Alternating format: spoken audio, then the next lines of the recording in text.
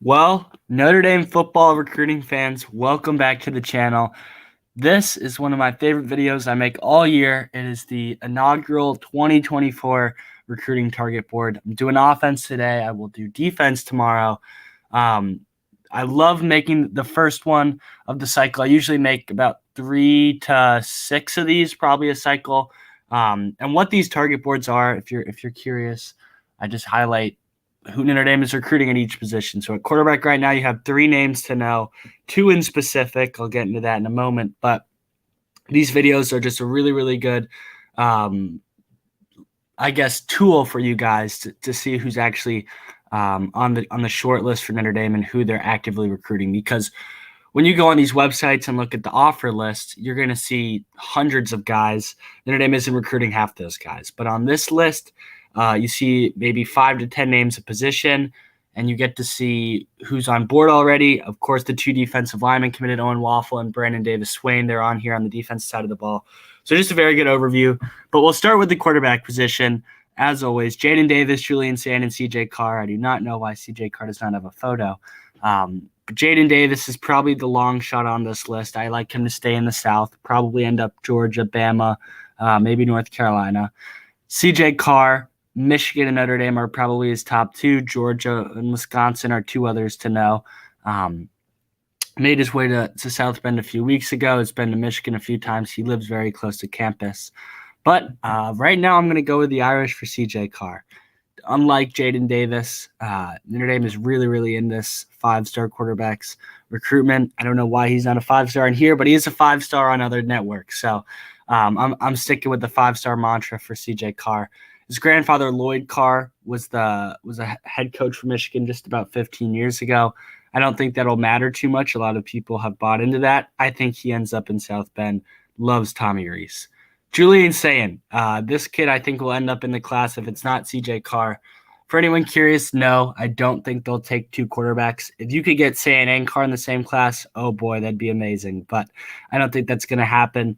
Sand's a little bit smaller than Carr. I'm not sure he has the same arm, but he knows his football very, very well. He's a Notre Dame kid for sure, very mobile, has some good wheels. Sand is no slouch, but I just think C.J. Carr is a little bit better. At running back, this list I think will expand. And quick note, Jeremiah McClain is not a running back. He's a wide receiver, but I put him on here because the other slides you'll understand. But Nate Palmer, real name Nathaniel Palmer, recent offer, I think he was just offered in the past week or so. He's a Texas kid. I watched his film, and he's a very, very good player. This kid reminds me a lot of Jadarian Price, who soared up the rankings. I believe he was a 3-star when he committed to Notre Dame, and he finished as a mid to somewhat high 4-star. Palmer has a lot of those Big 12 offers right now. Oklahoma State, TCU, Baylor, and Texas Tech are a few of them. But I really, really like Palmer. I think he can end up like Jadarian Price, and I'm super excited for what Jadarian Price is going to do. So watch out for him to get to campus. Davion Geis, he was on campus for the spring game. Actually teammates with Notre Dame running back commit Cedric Irvin at Chaminade down in Florida. Yes, I believe Cedric Irvin's at Chaminade. He was at Gulliver Prep, which is another Miami school, but I'm like 99% certain he transferred to Chaminade. I might be wrong. But Davion has some nice offers. I think Notre Dame's right in the thick of this. He got his offer on St. Pat's Day and made his way to campus the next month. So that's a good sign for sure. Deedlin McCullough does really, really well with these Florida kids. And then Corey Smith, Wisconsin kid. I'm going to compare him to Braylon Allen because that was the last kind of blue chip prospect running back to come out of Wisconsin. And Braylon Allen is probably a top 50 or maybe even 30 or 40 player in college football. And he's only played 1 year at Wisconsin. So that would be a huge pickup if you could lay in Corey Smith. Right now, I think Wisconsin's your other main competitor. It's hard to take those Wisconsin kids out of Wisconsin, as Notre Dame saw with Billy Scrouth. That was a battle till the end, but we'll see what happens there. Now, Jeremiah McClain, he'll start us off at wide receiver. He's teammates with 2022 running back and cornerback target Jeremiah Love. He came up with Love on, I believe it was the last weekend of January, for their winter visits to kick off the dead period being over. I think he likes Notre Dame a lot. I think Notre Dame's in his top few schools, but as you can see from the RPM on 3, Mizzou and Arkansas are also involved. It's early for him. I think where he visits this summer will be key and very telling, so we'll see where he visits this summer. Next, this might be my favorite player in the country, Micah Hudson.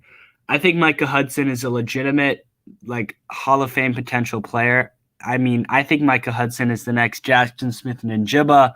Just all the names, Odell Beckham Jr. I think Micah Hudson is an absolute stud. And Notre Dame has a decent shot here.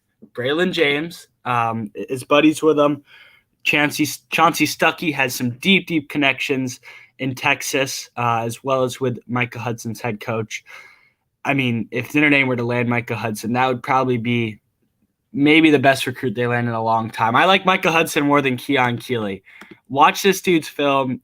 Just look into this kid. He is next level. So Micah Hudson, definitely a top priority for the Irish. Ryan Wingo is next. I had the pleasure of interviewing Ryan Wingo last summer when Del Alexander was the wide receivers coach and Marcus Schumann was the defensive coordinator a long time ago, it seems like. But Arkansas is where his brother went to school.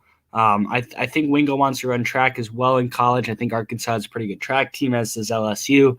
We'll see. His recruitment was in its infant stages last July when I interviewed him, and it still is now. So there's a lot to go with Ryan Wingo. Burdell Richardson is next. He was offered a few weeks ago. I'm very high on him as well. Chauncey Stuckey, I mean, he can relate to these kids very, very well. Del Alexander, I felt like could relate to kids on the West Coast very well. He landed Merriweather. He landed C.J. Williams. Braden Lenzy was one of his guys, I believe. But, I mean, Chauncey Stuckey can attack Florida, Georgia, Louisiana, Texas extremely well, South Carolina, North Carolina. And Burdell Richardson might be a product of that. So we'll see what happens. And then Cam Williams. I actually think Notre Dame lands Cam Williams eventually. Glenbard South kid, very talented high school team. Michigan is involved here, Iowa as well. Wisconsin are a few of his top schools. But I think Notre Dame lands him. He was waiting for that Notre Dame offer. He got it just a little while ago. So we'll see what happens. Tight end, Notre Dame is looking like they're only going to take one tight end in 2022. Would they take two in 2024 or 2023? Excuse me. Would they take two in 2024? We'll see. Jack Larson made his way to campus over the fall. I believe he was on campus sometime this spring as well. I might be wrong on that, but I don't know if he's a take quite yet. I think they like Brady Prikerscorn.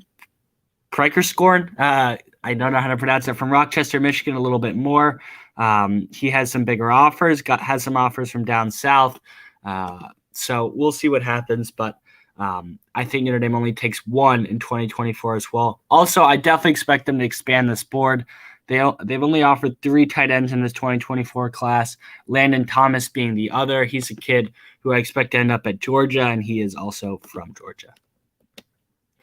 Next, the offensive line. They have sent out very, very few offensive line offers. They want to see some kids camp this summer. I think a bunch of those kids will get offers, and they want to see what happens in the fall.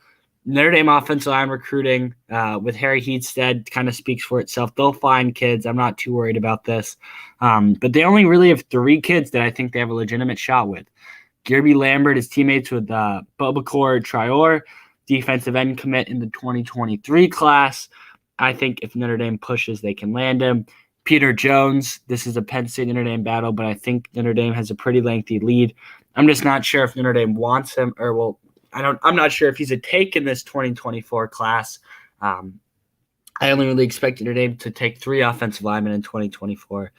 And then finally, Kyle Altoner. I've never really talked about him before. I kind of just included him. He's a private school kid out of Maryland.